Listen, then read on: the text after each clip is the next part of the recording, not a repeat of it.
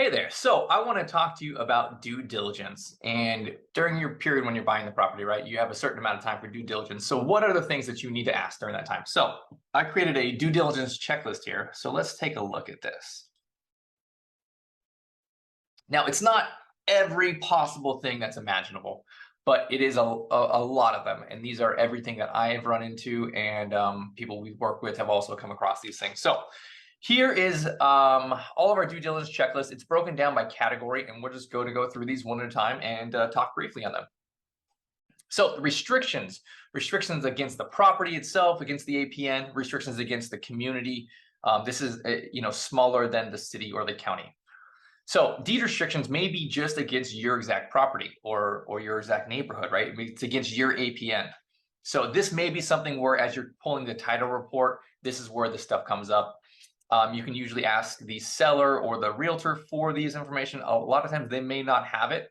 They may know what's on it, but they might not have it. And then usually sometimes may say, oh, there's nothing there. And then, you come back later and you find some stuff. And here's the biggest thing that I find, where it'll say like no commercial or no business use. So those are my big red flags. And I will pass on any deal that says no business use or no commercial, even if they promise me, the city says it's fine, all that kind of stuff. Again, I've lost money doing that, and I learned my lesson there. I do no commercial and no business are a hard pass for me. But there's usually other things in these deed restrictions, and they're usually very common. Everyone, a lot of properties have them. That'll be basic stuff like you can't discriminate, against who's buying the property and things like that. But sometimes there's also, building sizing, and maybe it says you have a building that's at least 1,000 square feet, at least 4 bedrooms, stuff like that. But I would check, like, sometimes they say you have to have it all brick or all stone or, things of that nature. So this is where you want to check your deed restrictions. And I usually push to get those as quickly as I can, or I usually push to not have my EMD go hard until I get those deed restrictions. The next things are regarding HOAs or community restrictions or bylaws or architectural committees. They're called different things around the country. But ultimately, another place where I lost money and I learned my lesson, I avoid HOAs altogether.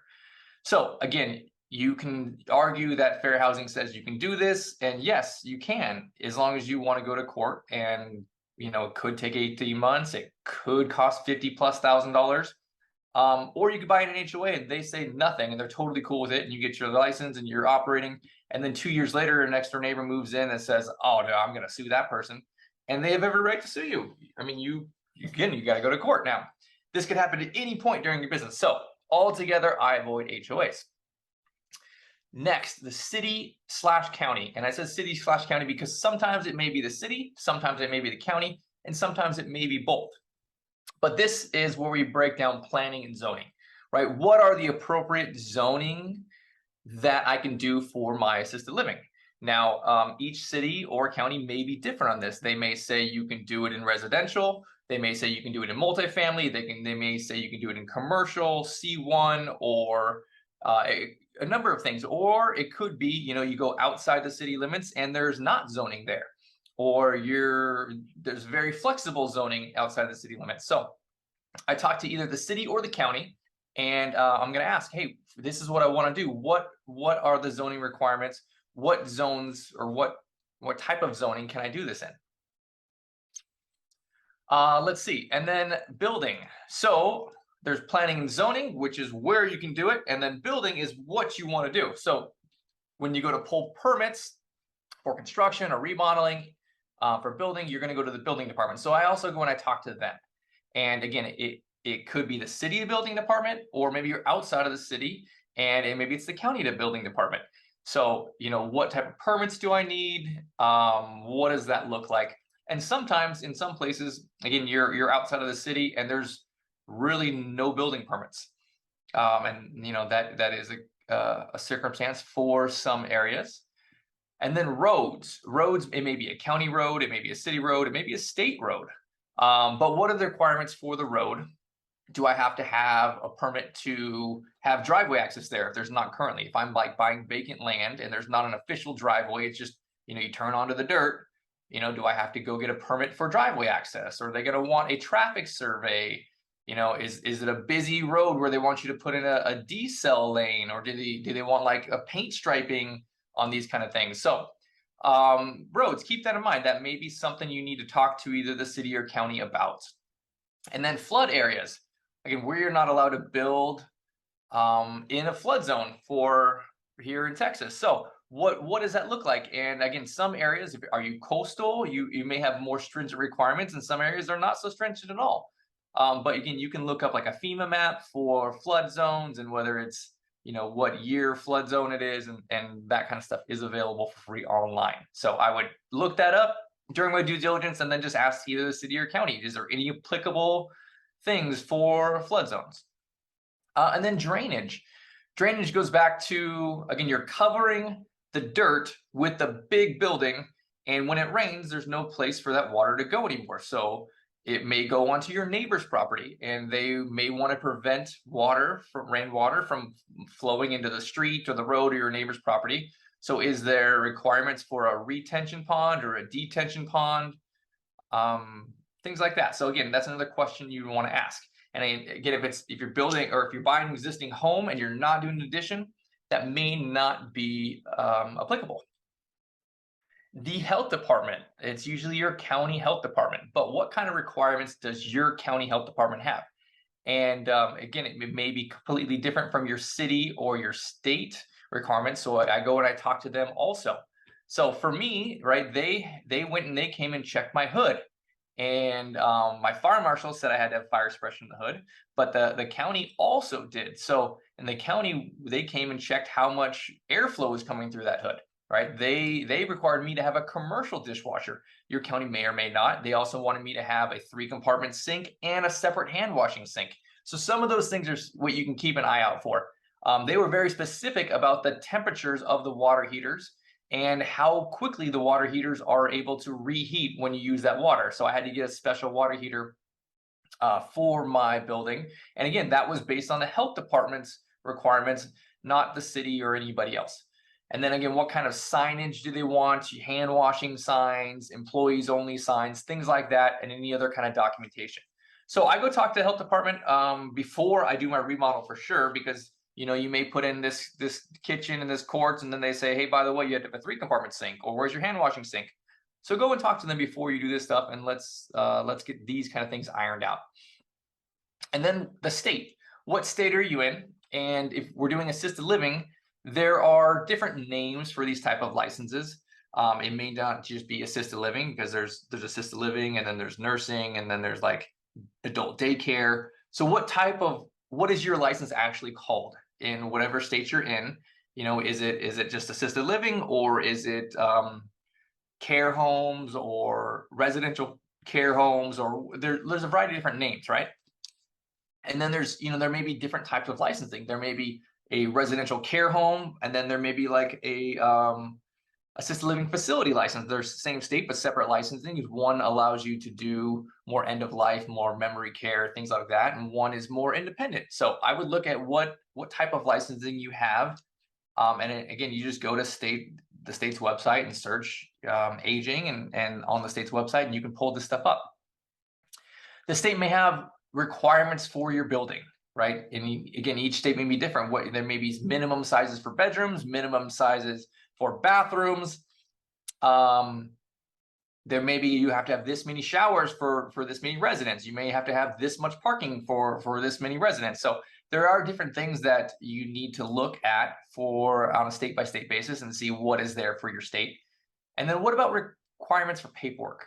What kind of paperwork are they going to need you to have, right? You're going to go through and apply for a license. They're going to need specific paperwork on the building, but they're also going to need specific paperwork for your operations. And what are your policies and procedures and things like that. The fire marshal's next. So the first question is, which fire marshal are you reporting to? Who is the person or the fire department that's going to come out when you have an emergency? Is it the city fire department, or is it the county, or is there none of those and it's the state? Typically, if you're in a real small town and you may have a volunteer fire department, it may be the state fire marshal that you have to go and do these permits from. But For myself, my buildings are outside of the city's limits. So you think the county fire marshal would come, but no, the county pays the city to come. So I actually have to pull permits through the city fire marshal. So it's very important to find out who you need to talk to, which person it is, because it may not be the one whose jurisdiction you're in. They may sub that out to somebody else. So find out who you need to pull permits with and who's coming. The next thing is, once you find out who it is, here's a list of questions that you'll need to talk to them about. So what are the requirements for fire hydrants, right? Is it like 500 feet? You have to be within 500 feet of fire hydrant, or maybe are you out more in the country and there are no fire hydrants, right? There's just some places where everyone's on well and there's no fire hydrants. Are they okay with that? Or do you have to put in private fire hydrants and have a big tank and pump that feeds those? All right, what about fire sprinklers? What type of fire sprinklers do you need? And there's different types of systems, right? You can have a 13 system or a subcategory of that, like an exception is a D or an R. What category of fire sprinklers do you want? And you should know that right. You should ask that question right up the front there. Not do I need fire sprinklers, but what type of system do I need? And then fire alarm. What are the requirements for the fire alarm in the building? And egress, right? Like how far doors have to be? What are the egress window requirements? Are they requiring memory care locks, no memory care locks? Does your back fence have to always be unlocked so people can exit during a fire? Those kind of things regarding egress. Fire extinguishers, how many do they want? Do they want a specific one for the kitchen? Do they want them in certain areas? You can get all that information from the fire marshal. And then what about their engine parking, right? Do they say that you have to have a certain thickness or grade for your driveway or your road? It has to be able to support a certain amount of pounds because those fire engines are very heavy. Do you have to have a red curbs and an area for them to park? Do you need a certain area for the ambulance to go when it picks up? So I'd ask those kind of questions. And then door locks. I kind of alluded to that during egress, but are there certain things for memory care door locks, right? There are different special locking mechanisms, codes, whether they consider you R4 or I2. And then again, we talked about, do you have to have doors unlocked or locked, that kind of stuff. And then the hood suppression, when you have your kitchen, right, you're going to have a hood. Are they going to want a commercial hood, or can you have a residential hood where you supplement that with a fire suppression system? And there are brands out there like Guardian where you can literally just drill into it and hook up a fire suppression system without going full commercial on those things. So what are the requirements there? Let's see. And then utilities. Utilities are a bunch of different things depending on what your utilities are. Do you currently have utilities, or are you, again, kind of more in a rural area where you don't have the water and the sewer and that kind of thing? So let's first talk about water, right? Are you on public water? Is there city water there? Is there some other public water there? So if you have drinking water, do you also have enough water for your fire suppression? Is there enough volume and pressure for you to get what you need for your fire sprinklers? And then that kind of goes back to what type of fire sprinklers there are, right? So there's the more residential fire sprinklers and there's more commercial fire sprinklers. And the commercial ones, they require more heads to go off at one time, and they require like way more water, way more pressure. So you may at minimum need, say, like a 6 or an 8-inch line with water just to be able to service that. And if you only have a 2-inch, then potentially you don't have enough volume. And then you're talking about going back to the question here now to the fire marshal of, do I go with a tank and pump to supplement that, right? I'm using my city water to fill up a tank and then it's there to use for firefighting water. So do I have enough volume? Do I need a backflow device? When we connected to the city's line, we connected a 6-inch line for just firefighting water, right? It went to our riser room. We had to have a backflow device so that our water in our pipes can't flow backwards into the underground and go to our neighbor's drinking water, right? So backflow devices are those. I had to have a separate meter for my drinking water and my fire water. So again, are they gonna, do you have to separate those two different things? Or perhaps you don't have city water or public water and you're on a well. So I would look, do you have an existing well? And I would get a well inspection. well, how well is this well working? Are they currently using it to drink, or is it just some old well on some old farmland that hasn't been used in 30 years? Right? When you do a new well, are you going to be required to use a commercial well, or is a residential well fine? And again, I've seen it where the buildings we're putting in, we were had to do a commercial well, but other people, they have an existing well on the property and they were able to use the existing residential well.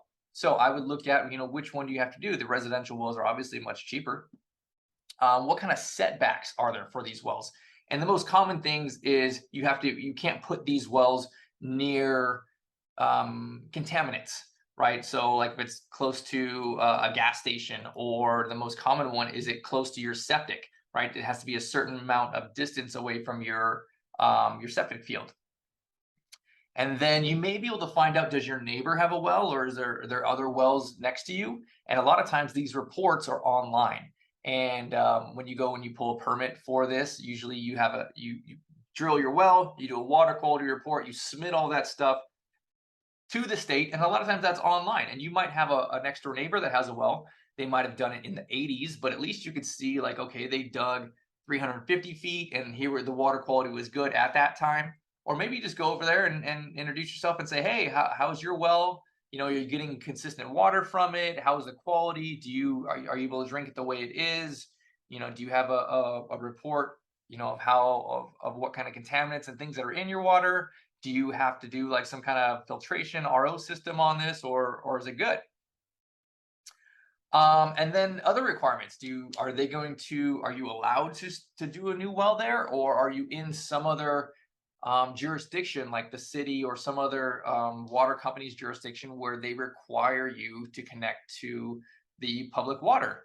And again, is the public water right at the edge of your property, or is it way down the road and they make you bring a pipe way down the road, which can be really, really expensive? So a lot to consider there regarding water. It is much, much easier if you have public water. All this well kind of stuff can be very, very expensive.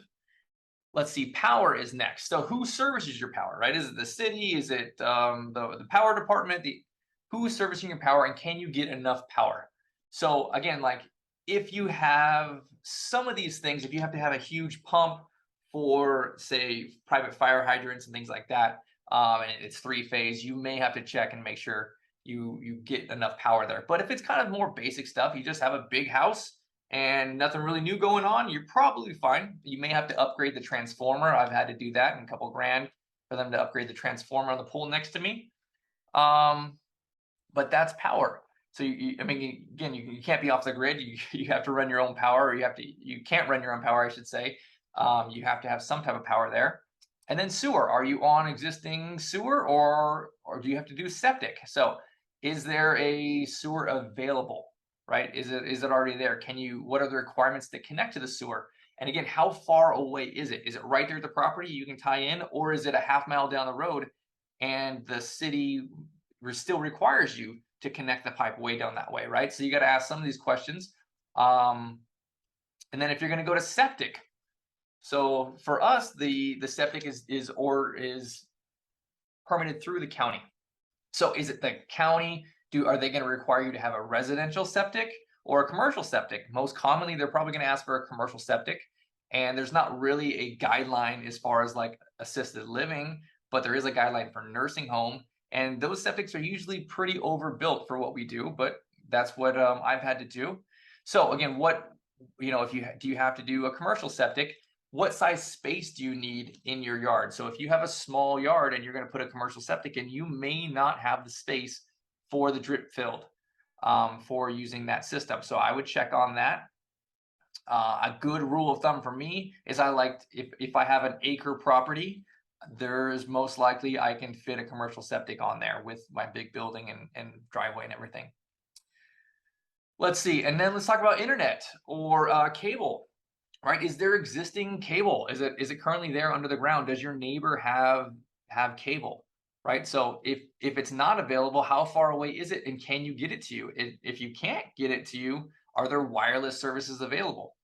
And I know some of these companies like T-Mobile and some other places where you can get like this little tower and you just plug it in. It's based on cellular.